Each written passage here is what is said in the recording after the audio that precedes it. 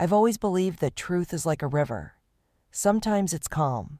Sometimes it rips through everything you thought was solid.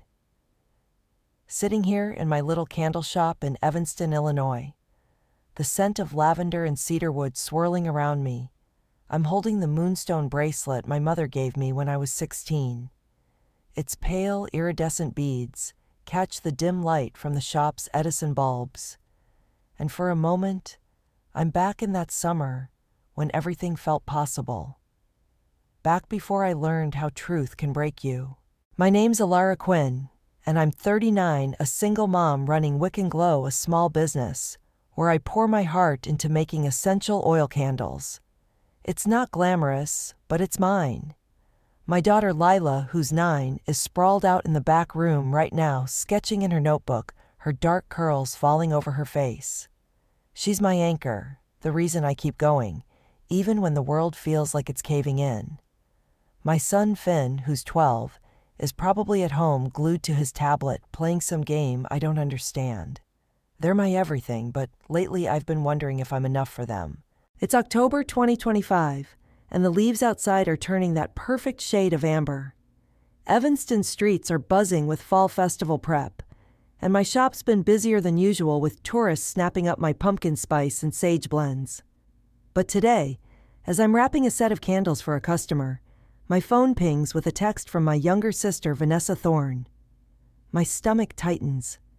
Vanessa's 3 years younger, a corporate lawyer in Chicago's Loop, living a life that looks like it was ripped from a glossy Instagram feed. Perfect job, perfect condo, perfect everything. Growing up, I was the responsible one, the one who stayed home to help Mom while Vanessa was out chasing dreams. Mom used to say, "Elara, why can't you be more like Vanessa? She's going places." It stung then, and it still does. Her text reads, "Hey, can you come to my place this weekend? Big news, bring the kids. No emojis, no warmth, just classic Vanessa. I haven't seen her in months, not since she canceled our last dinner because of some urgent case. But curiosity gets the better of me, and I reply, sure. What's up? She doesn't answer, which is also classic Vanessa. That night, I'm at home in our cozy, slightly cluttered duplex, the moonstone bracelet glinting on my wrist as I stir a pot of chili. Lila's setting the table chattering about a new art project at school. "Mom, I drew a fox today, and Miss Carter said it could go in the fall showcase." Her hazel eyes sparkle, and I can't help but smile. "That's amazing, sweetie. Can I see it later?" I ask, brushing a curl from her face. Finn, slouched at the table, doesn't look up from his tablet. "It's just a fox, Lila. Chill." He's at that age where everything's a competition, but I know he's proud of her deep down. "Finn, put that thing away. Dinner's almost ready," I say, trying to keep my voice light. He groans, but complies, and for a moment, it's just us, our little trio, safe in the glow of the kitchen. I've worked hard to build this life since my divorce from their dad, Miles, 5 years ago. He's a construction manager, now remarried, and sees the kids every other weekend. We're civil, but the spark we had at 22 is long gone. Still, I'm proud of what I've created: a home, a business, a family. Or so I thought. Saturday morning, we pile into my beat-up Subaru and head to Vanessa's high-rise in Chicago. The kids are excited, Lila because she loves Vanessa's rooftop view, Finn because he's hoping for takeout pizza. I'm nervous, my fingers tracing the moonstone beads as I drive. Vanessa's always had a way of making me feel small, even when she doesn't mean to. Her life is so polished while mine feels like a constant juggling act. When we get to her place, Vanessa opens the door, looking like she just stepped out of a magazine. Tailored blazer, sleek blonde bob, and a smile that's a little too bright. "Elara, you made it." She hugs me, and I catch a whiff of her expensive perfume. The kids rush past us, Lila squealing about the view, Finn already eyeing the smart TV. "So what's the big news?" I ask, settling onto her leather couch. Her condo is all glass and chrome, the kind of place that makes my duplex feel like a thrift store. Vanessa beams, holding up her left hand. A diamond the size of a grape sparkles on her ring finger. I'm engaged to Theo Rivers. You know, the tech guy. We're getting married in 3 months. My jaw drops. Theo Rivers is a big deal, a software developer who built some app that's on every phone in America. I've seen him on X trending for his TED Talks about AI ethics. Wow, Vanessa, that's huge. Congratulations. I mean it, but there's a pang in my chest. Her life just keeps getting shinier while I'm over here stressing about next month's rent. Thanks. I want you to be my maid of honor, Elara.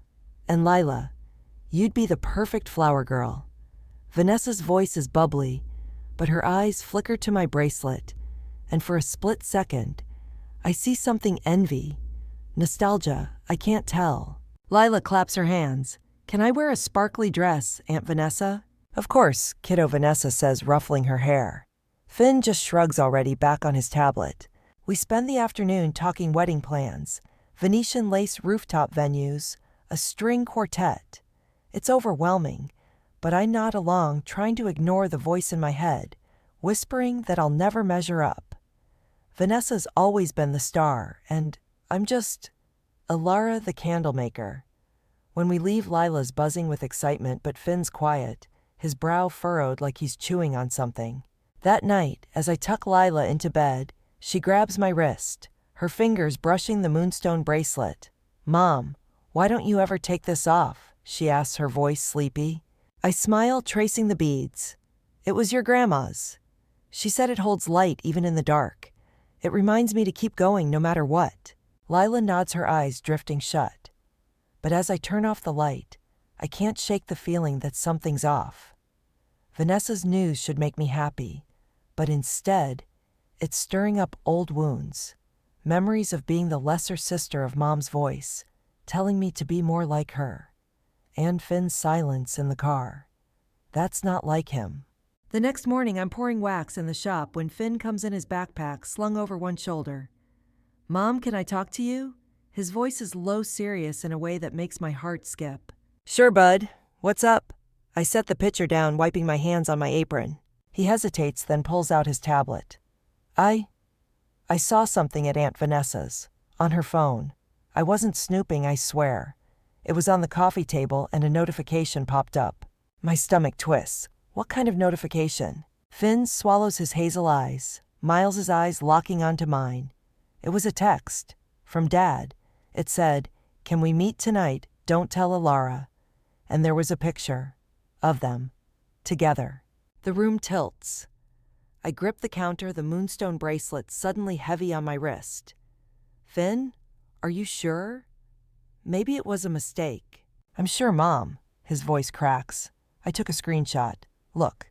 He hands me the tablet, and there it is, a photo of Miles and Vanessa, their heads close together, smiling in a way that's too intimate for in-laws. The timestamp is from last week. My heart pounds as I scroll to the text. Can we meet tonight? Don't tell Elara. Below it, Vanessa's reply, usual spot, 8 p.m. I can't breathe. Miles and Vanessa, my ex-husband and my sister, the two people I've trusted most, even after everything I look at. Finn, his small face crumpled with worry, and I realize he's been carrying this since yesterday.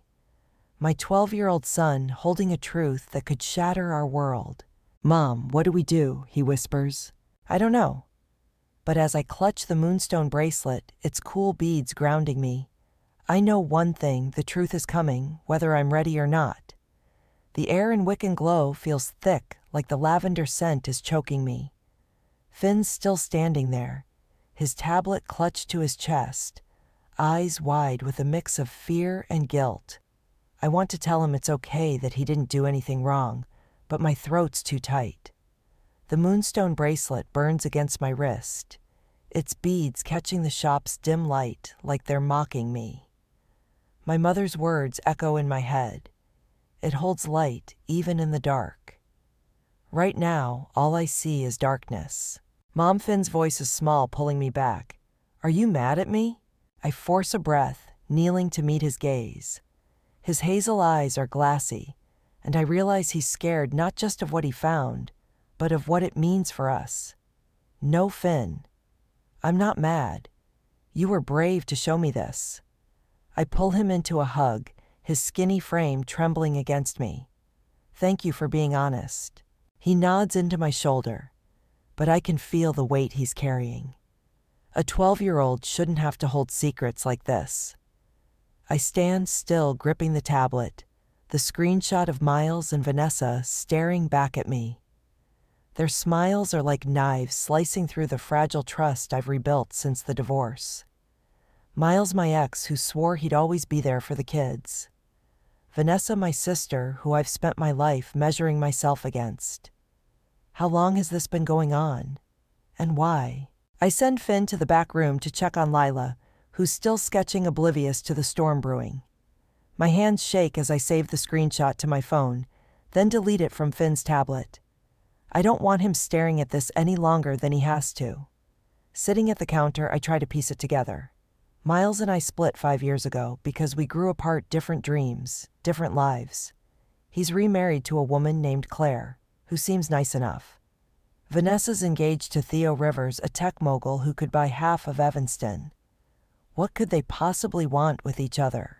My phone buzzes, and I flinch. It's a text from Vanessa. Can you meet me for coffee tomorrow? Need to talk wedding stuff. No mention of Miles, no hint of guilt. Just her usual breezy tone, like she's not tearing my world apart. I want to scream to call her out right now, but I don't. Not yet. I need to know more. I reply, sure, 10 a.m. at Brood Awakening. She sends a thumbs-up emoji and I feel sick.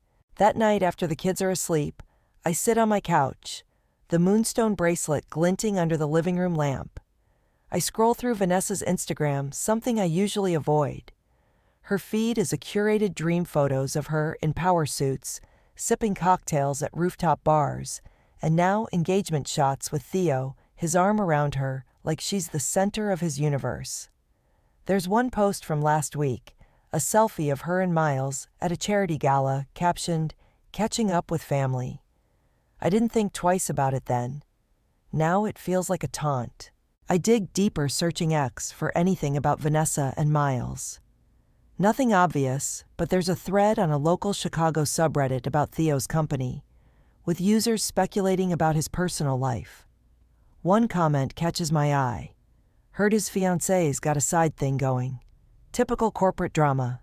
No names, no proof, but it plants a seed. Is this bigger than just an affair? Is Vanessa using Miles for something business secrets leverage? My mind spirals, but I force myself to stop. I need facts, not theories. The next morning, I drop the kids at school and head to Brood Awakening, a cozy coffee shop in downtown Evanston. Vanessa's already there, perched at a corner table, her blonde bob perfect as ever. She's scrolling through her phone, probably checking work emails or her follower count. When she sees me, she waves her diamond ring, catching the sunlight. "Elara, you look cozy," she says, eyeing my flannel shirt and jeans. It's a compliment, but it lands like a jab. "Thanks," I say, sliding into the seat across from her. My coffee's too hot, but I sip it anyway, needing something to steady my hands. So wedding stuff. Vanessa launches into a monologue about floral arrangements and guest lists, her voice bright but rehearsed. I nod, barely listening, my eyes drifting to her phone on the table. Is it the same one Finn saw? Are there more messages from Miles? I feel like I'm in a bad movie, plotting how to grab it without her noticing. Instead, I cut her off mid-sentence. "Vanessa, how's Theo? You two seem so happy." Her smile falters just for a second. "He's great. Busy with work, but you know how it is." She tucks a strand of hair behind her ear, a nervous habit I haven't seen since we were kids. "Why do you ask?" "Just curious. I saw you and Miles at that gala last week. Looked like you were having fun." I keep my tone light, but my heart's pounding. Vanessa's eyes narrow, then relax. "Oh, yeah. He was there for some construction deal. We just ran into each other." She laughs, but it's too sharp, like glass breaking. "You know Miles always networking." "Right." I force a smile, but my mind's racing. She's lying. I can feel it.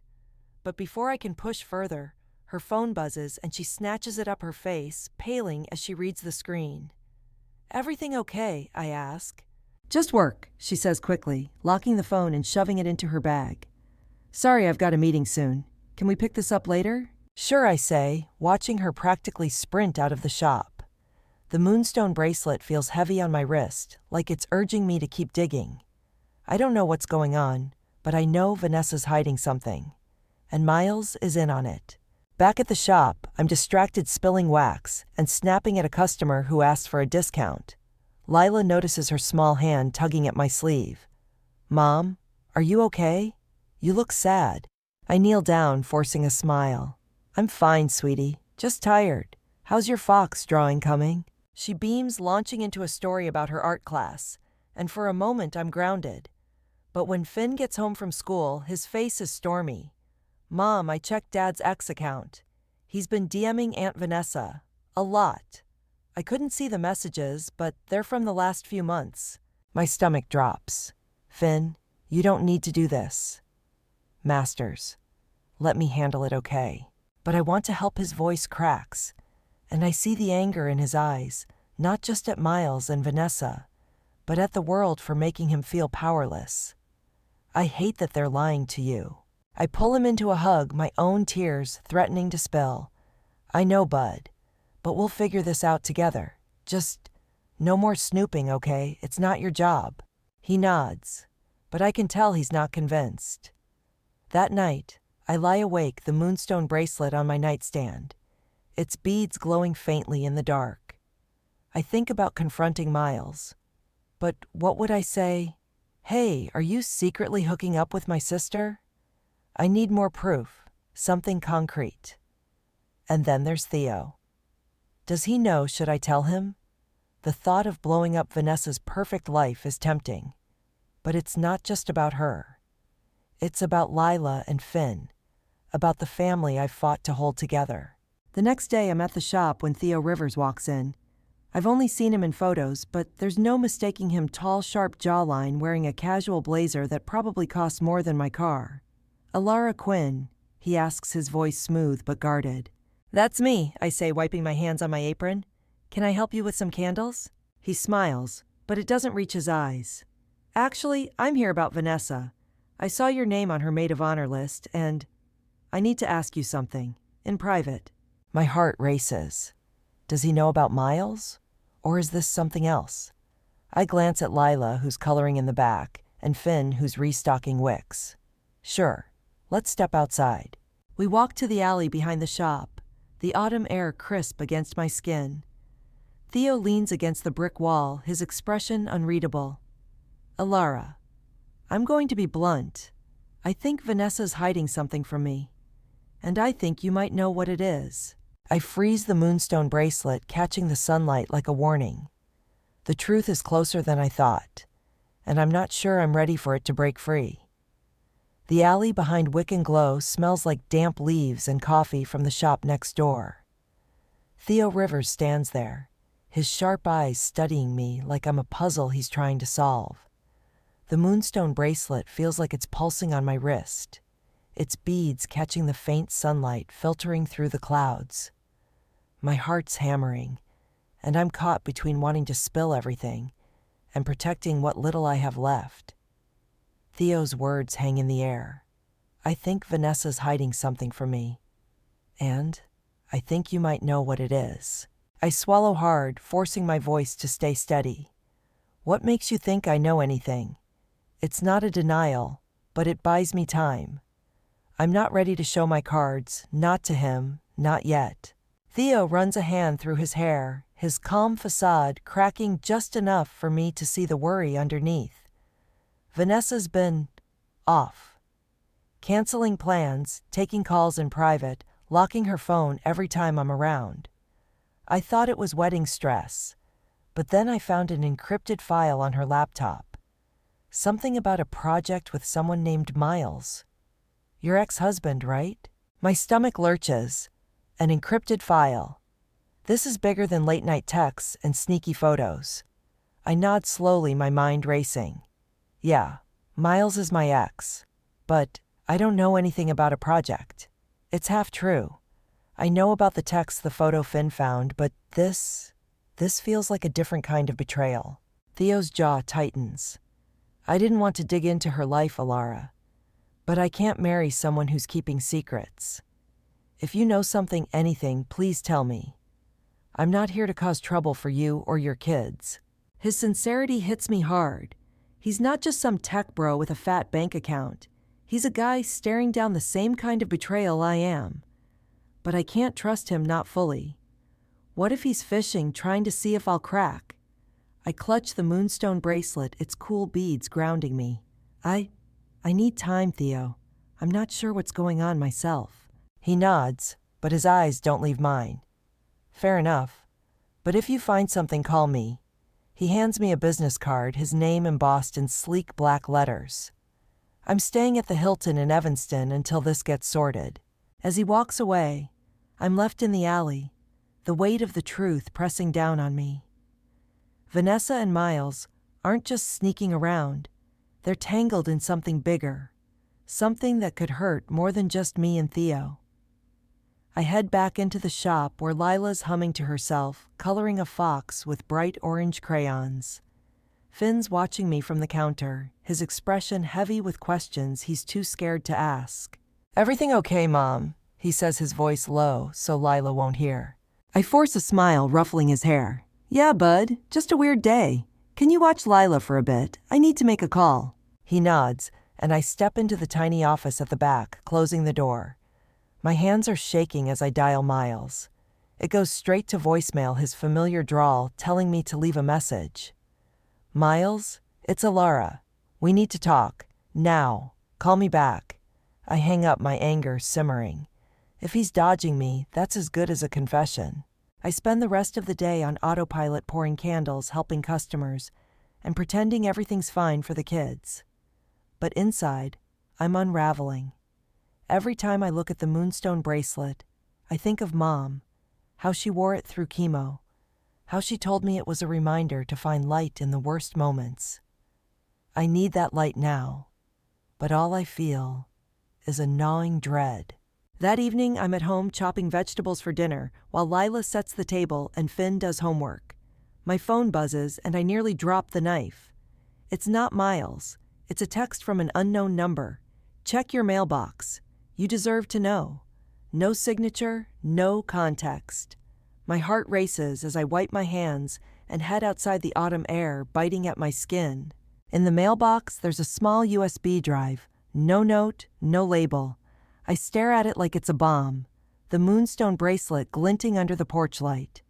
Back inside, I lock myself in my bedroom and plug the drive into my laptop. There's one folder labeled Truth. Inside are audio files dated over the past 6 months. My hands tremble as I click the first one. It's Vanessa's voice, sharp and clipped. "Miles, we need to be careful. Theo's asking questions." There's a pause. Then Miles, "Relax, Ness. He's too busy with his app to notice. Just keep the files secure." Vanessa again. "This isn't just about us. If this leaks, it's over for both of us." I stop the recording, my breath shallow. Files leaks. This isn't an affair, it's a conspiracy. I click through more audios, piecing it together. Vanessa's been feeding Miles confidential data from Theo's company, trade secrets, maybe even code for a construction project Miles is pitching to a rival firm. They're not in love. They're partners in a scheme, using each other to get ahead. The betrayal stings worse than I expected. Vanessa's not just my sister, she's my blood, the one who cried with me at Mom's funeral. And Miles, he's the father of my kids. I'm about to listen to another file when Finn knocks on the door. "Mom, Dad's here. He just pulled up." My heart stops. I shove the laptop under a pillow and open the door, trying to look calm. "Thanks, Finn. Tell him I'll be right out." Miles is in the living room, all charm and easy smiles, like he's not sitting on a pile of lies. "Hey, Elara, got your message." "What's up?" Lila's clinging to his leg, and Finn's hovering nearby, his eyes darting between us. I want to scream to shove the USB drive in his face, but not in front of the kids. "Can we talk outside?" I say, my voice tight. He raises an eyebrow, but follows me to the porch. The moonstone bracelet feels like a tether, keeping me from falling apart. "Miles, I know about you and Vanessa, I say, keeping my voice low. The texts, the meetings, the project. Don't lie to me. His face hardens, the charm gone. Elara, you don't know what you're talking about. Vanessa and I are just... Stop! I cut him off, my anger boiling over. I have proof. Audio files, Miles. You're stealing from Theo's company. You're using my sister to do it. He freezes, his eyes narrowing. Who gave you those files? Does it matter? It's over. I'm telling Theo everything. Miles steps closer, his voice low and cold. You don't want to do that, Elara. This is bigger than you think. People could get hurt. Think about Finn and Lila. My blood runs cold. Is he threatening me? The father of my children. I clutch the moonstone bracelet, its beads digging into my palm. Get out, I say, my voice shaking. And don't come near us until you're ready to tell the truth. He stares at me for a long moment, then turns and walks to his car. As his taillights disappear, I sink onto the porch steps, my head in my hands. The truth is out, but it's not freeing. It's a cage trapping me, and the kid's in a mess I don't understand. Inside, Finn's waiting, his face pale. Mom, what did Dad say? I pull him into a hug, my heart breaking for him. He's got some things to figure out, bud, but we're okay, I promise. Lila's watching from the hallway, her eyes wide. Is Daddy in trouble? I force a smile, kneeling to hug her too. Not trouble, sweetie, just grown-up stuff. Let's get you to bed. After they're asleep, I call Theo, my hands still shaking.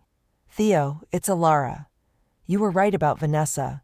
It's worse than you thought. Can we meet tomorrow? His voice is tense but steady. Name the place. As I hang up, I look at the moonstone bracelet, its beads glowing faintly in the dark. The truth is a river, and it's pulling me under. But for Finn and Lila, I'll keep swimming. The morning sun barely cuts through the gray October clouds as I sit at Brood Awakening waiting for Theo. My coffee's gone cold, but I keep my hands wrapped around the mug, needing something to anchor me.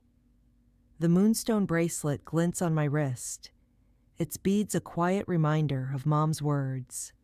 Find light in the dark. I'm trying, but the darkness feels like it's swallowing me whole.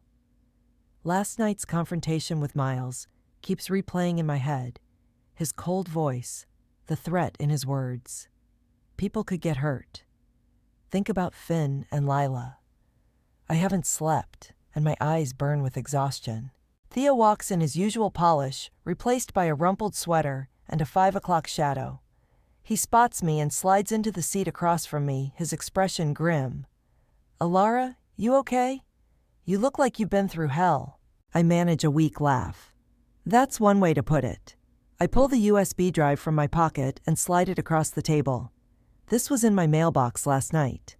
Audio files of Vanessa and Miles. They're not just sneaking around, they're stealing data from your company. Trade secrets may be code for a rival firm Miles is working with. Theo's face hardens as he picks up the drive, turning it over in his hands. Jesus. How long have you known? Since yesterday. Finn found a text between them a few days ago, and it snowballed from there. My voice cracks, and I look down, tracing the moonstone beads. I'm sorry, Theo.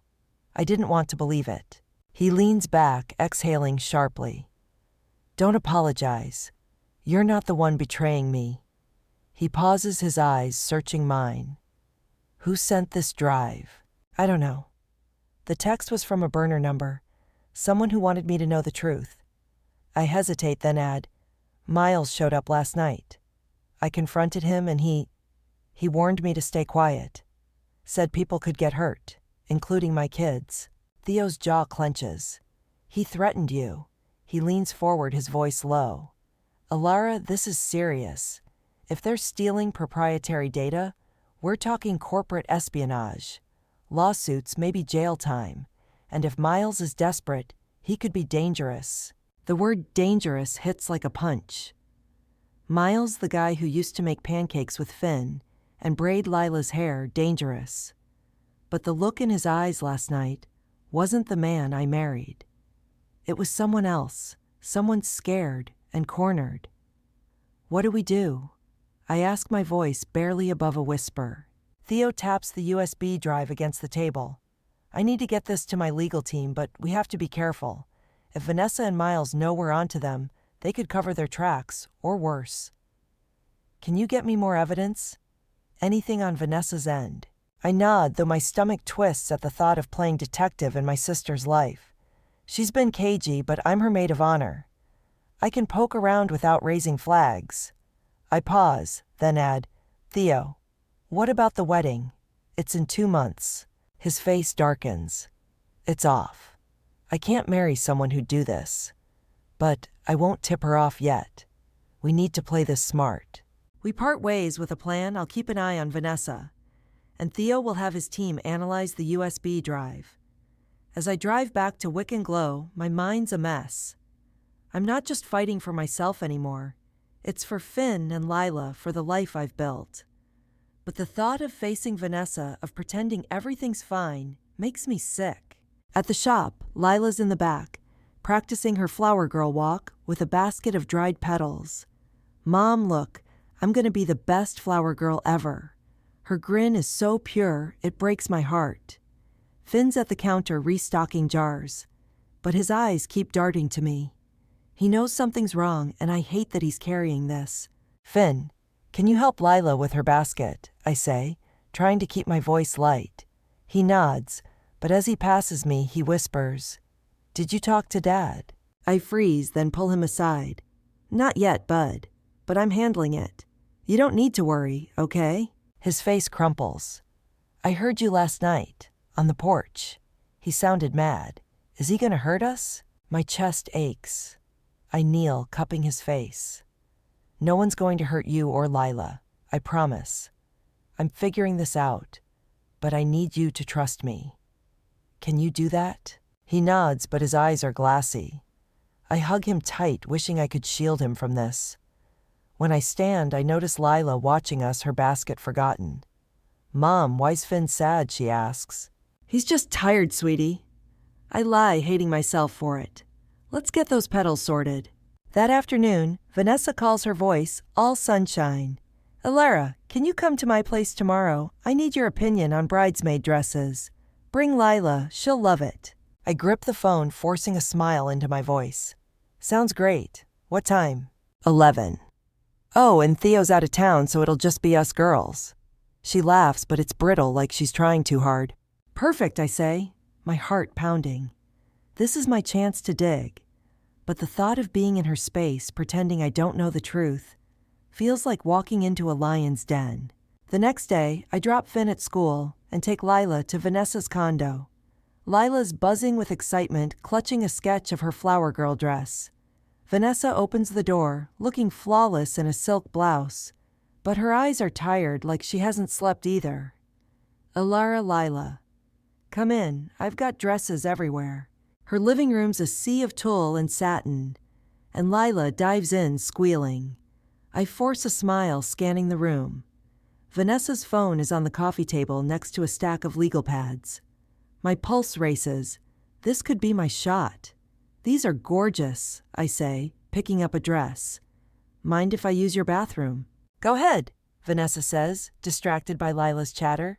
In the hallway, I slip into her office instead, my heart in my throat. The desk is cluttered with files, and her laptop's open screen locked. I try the phone first, but it's passcode protected. Then I spot a flash drive in the desk drawer labeled Backup. I pocket it, guilt and adrenaline warring inside me. As I turn to leave, I hear Vanessa's voice. Elara, you okay in there? I freeze, then call out, Yeah, just washing my hands. I slip back to the living room, my hands shaking. Vanessa's holding a dress up to Lila, but her eyes flicker to me like she senses something's off. We spend an hour trying dresses, and I play the part, smiling, nodding, pretending my sister isn't a liar. But when Lila's distracted, Vanessa leans in, her voice low. You've been quiet lately. Everything okay with you and the kids? I meet her gaze, searching for a crack in her facade. Just busy. You know how it is. I pause, then add, You seem stressed too. Wedding jitters. She laughs, but it's forced. Maybe. It's a lot. Her phone buzzes, and she glances at it, her face tightening. Work. I'll be right back.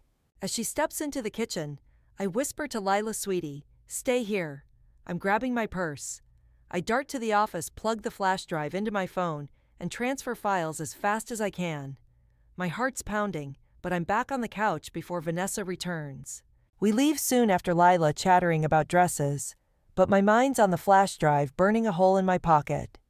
At home, I lock myself in my room and check the files.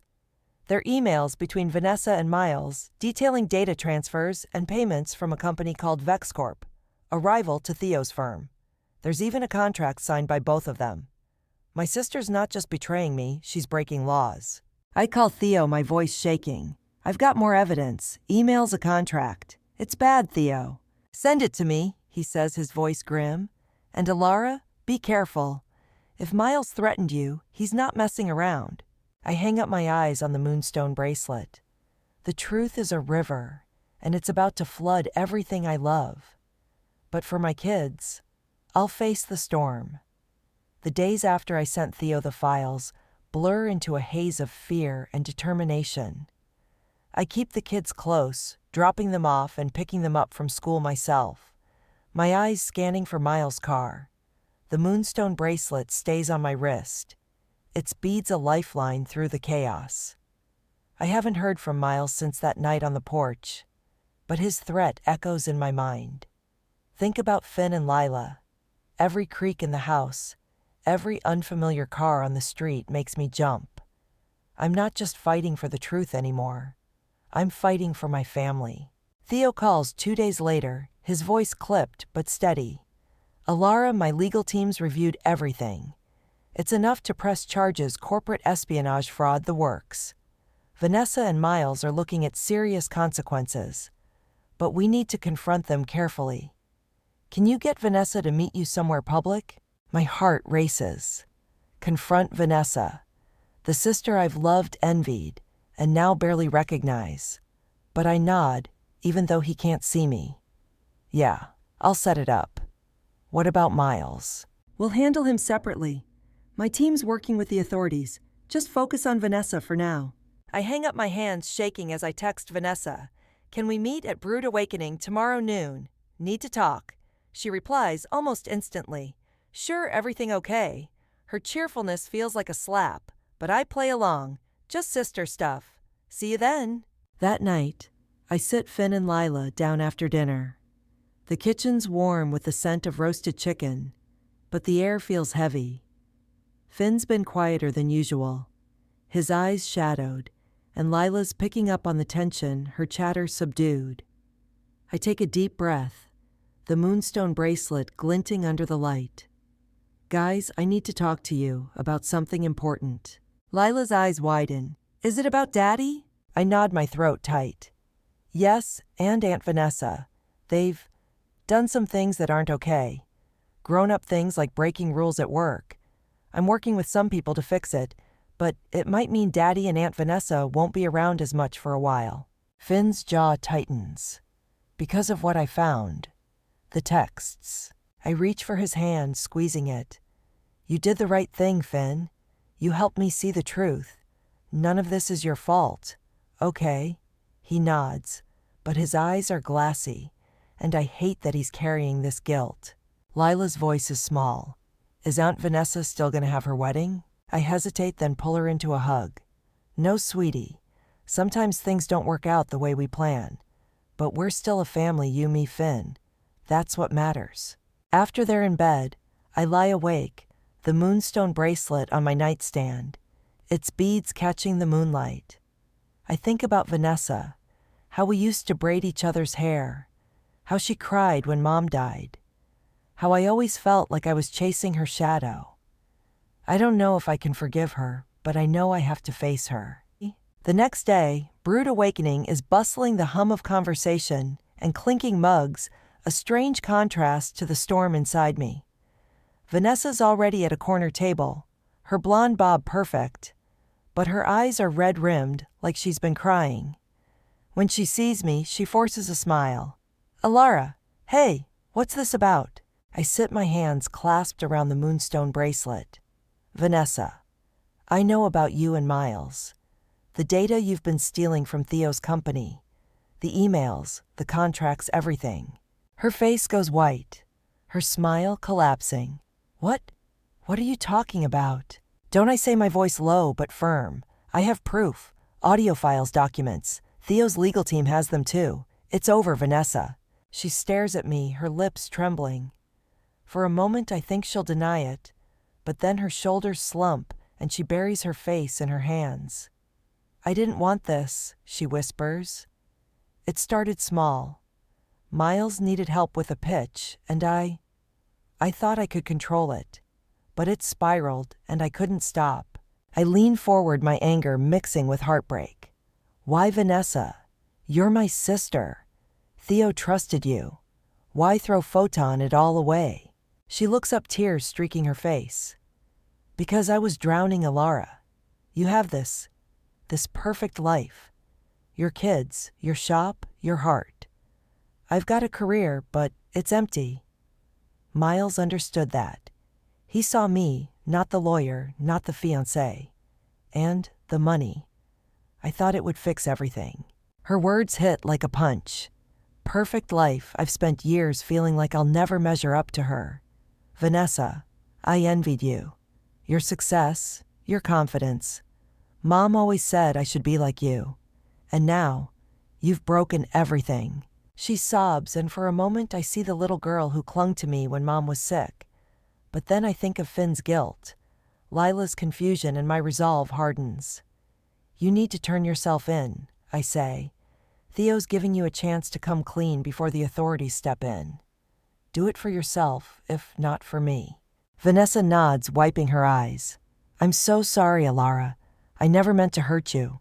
I stand, my heart heavy. I want to believe you, but I need time. As I walk away, the moonstone bracelet feels lighter, like it's carrying some of my pain. Theo meets me later, confirming that Vanessa turned herself in that afternoon. Miles was arrested the same day, caught trying to delete evidence from his office.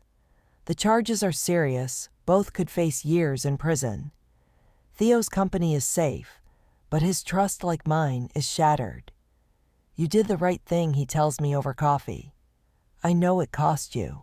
It did, I say, tracing the moonstone beads. But it saved something too. The next few months are a whirlwind. The kids and I move to a new duplex, smaller but brighter, with a tiny garden where Lila plants sunflowers. I start therapy, working through the betrayal and my own self-doubt.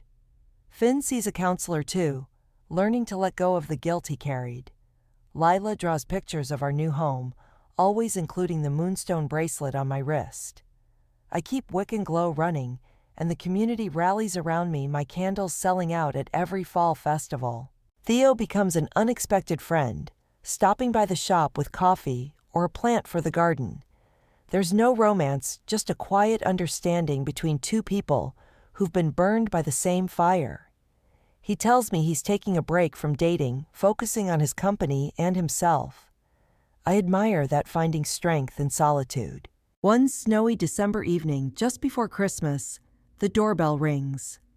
I'm in the kitchen, stirring hot cocoa, the moonstone bracelet catching the glow of the Christmas lights. Finn and Lila are decorating cookies, their laughter filling the house. I open the door, and there's Vanessa, thinner, her eyes hollow but clear. She's out on bail, awaiting trial. Elara, she says, her voice soft. Can we talk? I hesitate, then step outside, closing the door behind me.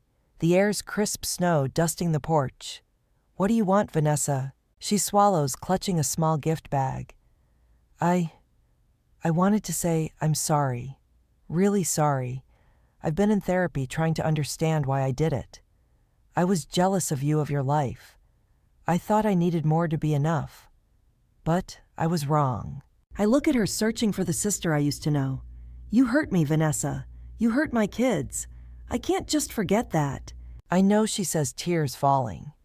I don't expect forgiveness, but I want to try to make it right, starting with this. She hands me the bag. Inside is a tiny moonstone pendant, a match for my bracelet. I found it in Mom's things. I thought Lila might like it. I hold the pendant, its glow soft in the snow. Thank you, I say, my voice catching. I'll think about it. She nods, stepping back. Merry Christmas, Elara. Merry Christmas, I reply. And as she walks away, I feel a shift. Not forgiveness, not yet, but a crack in the wall between us. Back inside, Lila spots the pendant and gasps. Mom, it's like your bracelet. I smile, slipping it around her neck. Finn watches, his eyes softer than they've been in months. Looks good, Lila, he says. As we sip cocoa, the fire crackling, I look at my kids at the moonstone bracelet and pendant glowing in the light. The truth tore us apart, but it also set us free. We're not perfect, but we're real. A family built on trust, not lies. And in that truth, I find the light Mom promised, shining brighter than ever.